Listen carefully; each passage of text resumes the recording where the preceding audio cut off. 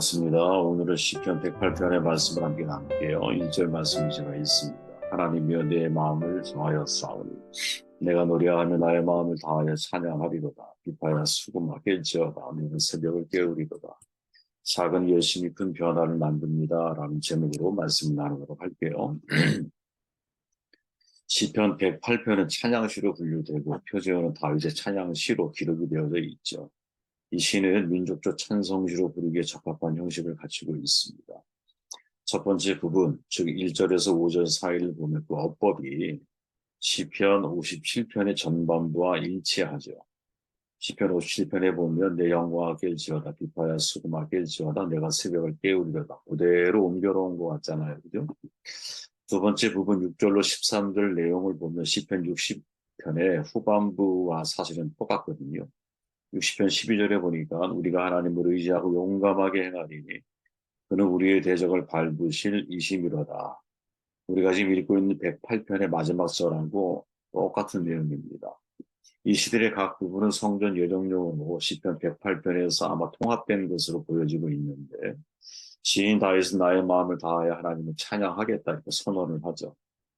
마음을 다하여 하나님을 찬양한다라는 것. 이건 단순히 우리의 목소리만 가지고 하나님을 찬양하는 게 아니죠. 나의 삶 전체가 하나님께 영광을 돌리겠다.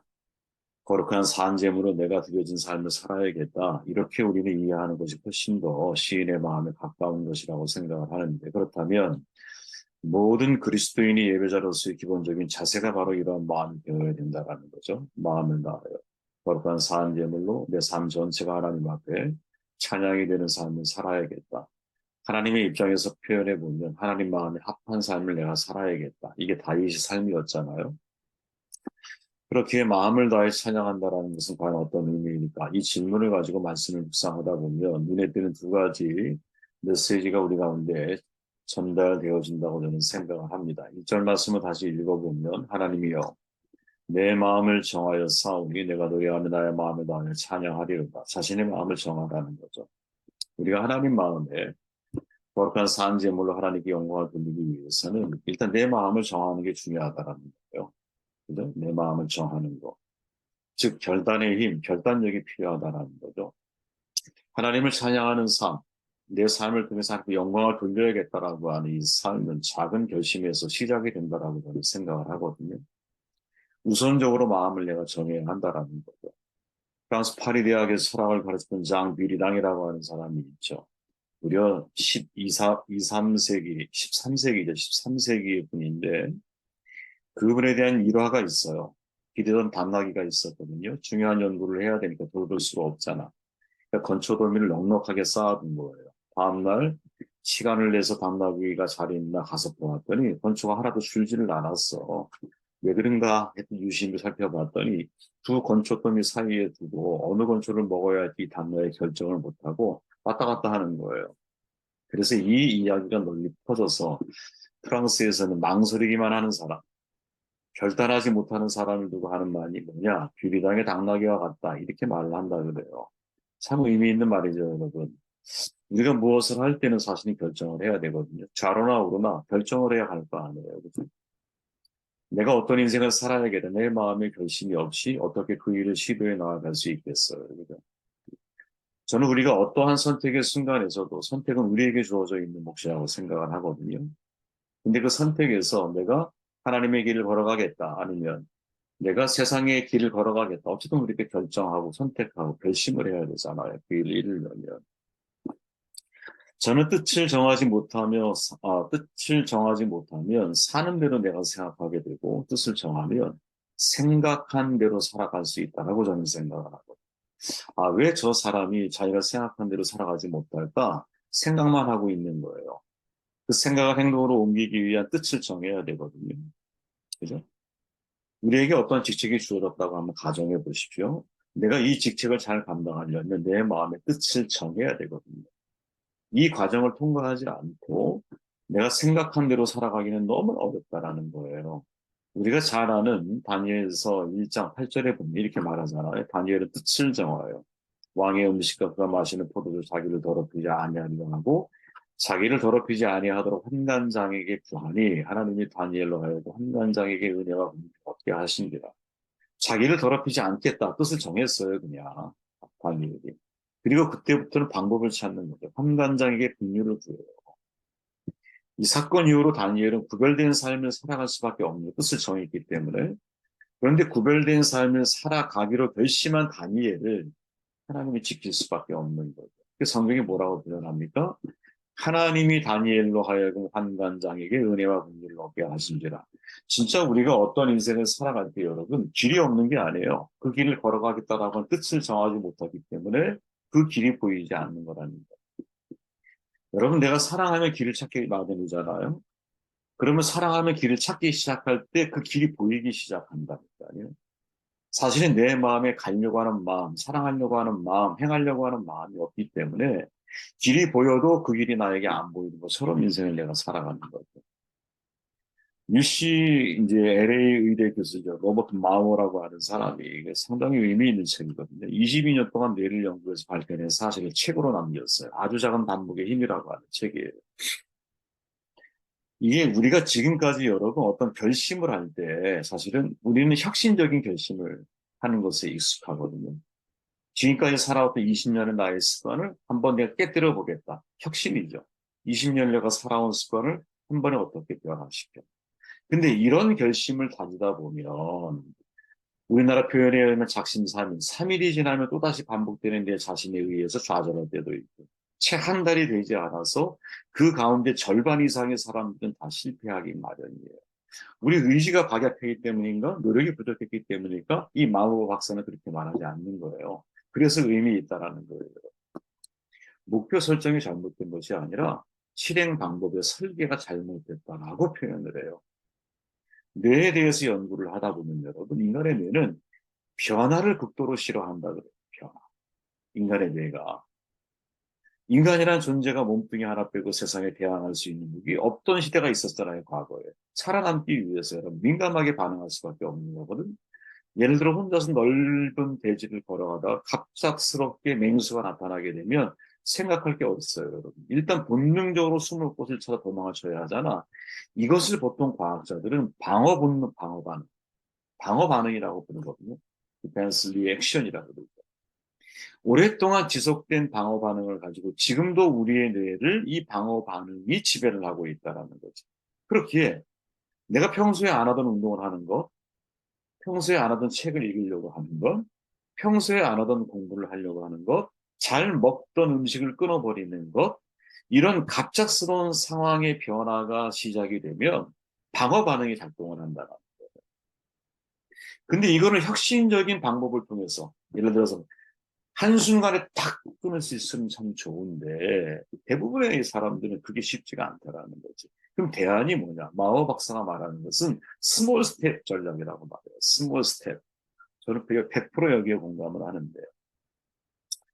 제가 최근에 이제 예를 들어 몸무게를 몸이 무겁다기보다는 이 건강을 위해서라도 빼야겠구나 하고 혼자서 이제 운동을 이렇게 해요. 예를 들어서. 그러면 예를 들어 푸시업을 한다고 생각해 보십시오. 처음에 푸시업 할 때는 안 하다가 하니까 정말 한 50개 하는 것도 쉽지가 않더라고요. 그럼 이제 마음의 결심을 어떻게 하냐면 하루에 내가 힘들어도 10개씩만 더 해보자. 하루에 10개씩. 어, 그러다 보니까 지금은 이제 예를 들어 몇백 개씩 하게 됐어요. 예를 들어서. 바로 그런 거라는 거예요. 하루에 하나만 더 하자. 하루에 하나만 더 하자. 마오가 말해요. 목표 달성하는 유일한 길은 작은 일의 반복이다. 작은 일의. 혁신, 참 말은 좋아요, 여러분. 근데 쉽게 이루어지지 않는다라고 하는 어려움을 가지고 있어요. 혁신이란 말 속에. 왜? 격렬한 변화의 과정이기 때문에 대부분의 사람들은 자기를 놓고, 자기의 인생을 놓고, 자기의 루틴, 습관 놓고 이 혁신에 실패하기 마련이에요. 그러니까 마오가 정말 제안하는 것은 뭐냐면 20년 동안 뇌를 연구하다 보니까 이 뇌를 바꾸려면 변화를 극도로 싫어하는 이 뇌를 바꾸려면 어떻게 해야 하느냐. 생활 속에서 조금씩 자기 변화를 시작해 가라. 작은 노력과 변화를 통해서 마침내 목표를 달성해 나아갈 수 있다는 거야. 다시 말하면 작은 것에서부터 시작해야 진짜 나중에 큰 변화를 이룰 수 있다는 것을 잊지 말라는 거죠. 여러분도 한번 해보시길 바래요. 작은 변화. 두 번째 2절 말씀이에요. 비파야 수구마 깰지어다 내가 새벽을 깨우리다. 자, 시인이 하나님을 찬양하는 삶을 위해서 마음을 정했잖아. 내가 마음을 정했어. 작은 결심을 시작을 했어. 제 표현으로 만약에 표현한다면 작은 결심으로 변화를 시도를 해. 그 작은 변화의 시도가 뭐냐? 내가 새벽을 깨우리다. 이렇게 되는 거죠. 유의할 건 뭐냐면 여러분, 다윗이 말하는 새벽은 동트기 전의 새벽이 아니에요. 제가 일전에는 동트기 전의 새벽에 대해서 여러분과 말씀을 나눈 적이 있죠. 근데 실제로 이 말씀이 이야기하는 새벽은 동트기 전의 새벽이 아니에요. 영혼의 새벽을 말합니다. 이 구절이 여러분 다윗의 시편 57편과 일치한다고 그랬잖아요. 57편 배경이 뭐냐? 아둘람 굴에 피신한 상황이거든요. 사울이 다윗을 죽이기 위해서 3천 명의 특공대를 조직을 했어. 쫓아다녔어. 다윗은 사울 왕을 피해서 안 가본 데가 없어. 오직 한 블레셋의 망명까지 시도를 했었잖아요. 결국 아둘람 굴 속에 기대게 돼. 불이란 여러분 짐승이 사는 곳이거든요. 그래서 57편 4절에 보면 이렇게 말해요. 내가 사람을 잡아먹는 사람 한가운데 누워있어 보니 그들이 이는 창끝과 같고 화살촉과도 같고 그들의 혀는 날카로운 칼과도 같았습니다. 짐승이 사는 곳이라는 거야. 굴은 또한 여러분 용변을 보는 곳이죠. 그죠? 사흘 후에 굴에 들어갔습니다. 용변 보기 위해서. 그러니까 그 자체가 사실은 어둡고 음침하고 불안하고 두려운 장소인 거예요. 다윗은 이 상황 속에서 여러분 서러움과 불안 때문에 잠을 이루지 못하고 기도를 하죠. 그때 다윗이 말하는 거예요. 50편 1절에 보니까 내 영혼이 주님께로 피합니다. 이 재난이 지나가기까지 내가 주님의 날개 그늘 아래로 피합니다. 가장 높으신 하나님께 내가 부르짖습니다. 나를 위하여 복수해 주시는 하나님께 내가 부르짖습니다. 하늘에서 주님의 사랑과 진실을 보내시어 나를 변화해 주십시오. 나를 괴롭히는 자들을 꾸짖어 주십시오. 여러분 이 마음이 이해가 되죠. 도망자의 생활에 지쳐 있어요. 이때. 그러다가 간 곳이 굴이야. 여러분 굴은 여러분 끝이 안 보이잖아요. 갈수록 예를 들어서 라미렌스라고 하는 것은 똑같은 미로라고 하는 의미와 뜻을 가지고 있지만 그거는 갈수록 중심부를 향해 들어가는 거거든요. 미로하고는 다른 거예요. 그래서 굴도 마찬가지죠. 터널은 끝이 있잖아요, 여러분. 굴은 끝이 없어. 그 굴은 여러분 그 자체가 사실은 어둠이고 절망이고 좌절인 거죠. 지금 다윗은 아무것도 할 수가 없어요. 몸은 굴 속에 갇혀 있다면 영혼은 불안이라고 하는 감옥에 갇혀 있는 거죠. 그러니까 다윗이 할 수 있는 유일한 게 뭐냐? 하나님께 기도하고 찬양하는 거예요. 그때 다윗이 찬양 중에 고백하는 내용이 7절 8절인데 하나님이여 내 마음이 확정되었고 내 마음이 확정되었사오니 내가 노래하고 내가 찬송하리 내 영광아 깰지어다 비파야 수금아 깰지어다 내가 새벽을 깨우리다 이렇게 나오는 거거든요.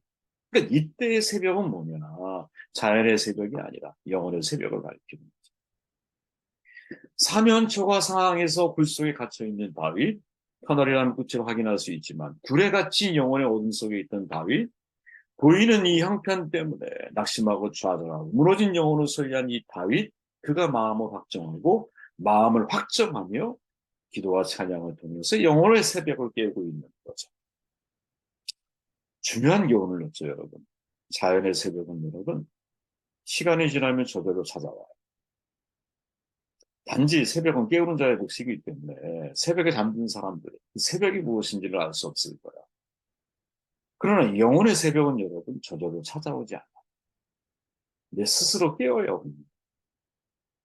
절망이 있고 분노가 있고 두려움에 잠긴 영혼들 내 스스로 깨우지 않으면 헤어나올 수가 없는 거예요.